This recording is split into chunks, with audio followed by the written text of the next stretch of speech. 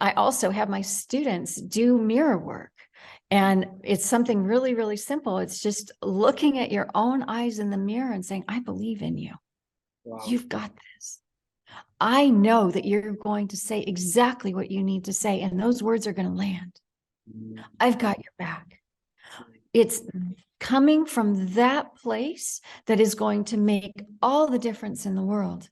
And in fact, when people come to my group training, I will not judge them in front of a room. Most public speaking programs are all about creating a talk, delivering a talk, and then getting your talk critiqued in front of a room.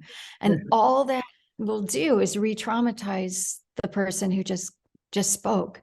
And so I don't do that. Instead, people will speak about something that's important to them, and then we acknowledge them. We positively acknowledge them for what they brought into the space.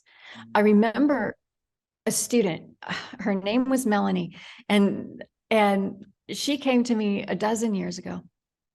And the first time she spoke, she said about 50 like 50, and in 3 minutes.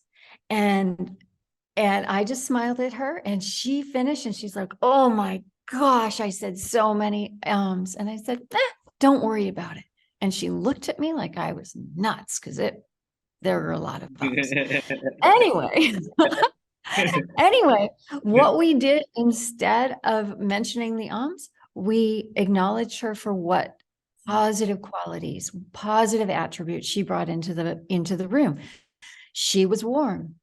She was present. She was strong. Those kinds of words. And we had her repeat those in front of the group. I'm strong. I'm warm. And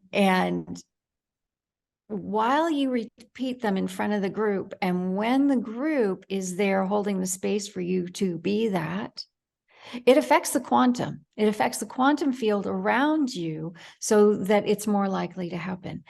And that was it. So she spoke, we acknowledged her, she sat down, she came back the next week, and she had 20% less ums.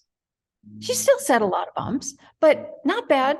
20% less. All right, we did the same thing. We built on her strengths. She took them in, and she believed them more that time. The second time she believed them more.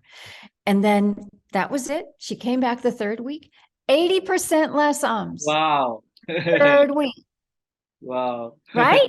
Yeah. And again, did not mention her ums at all. She said some, but we didn't mention them. We built on her strengths. The fourth week. Okay, you got to get this. The fourth week, she finished speaking. And I said, Melanie, got to talk to you about your ums. And she said, oh, did I say a lot of ums?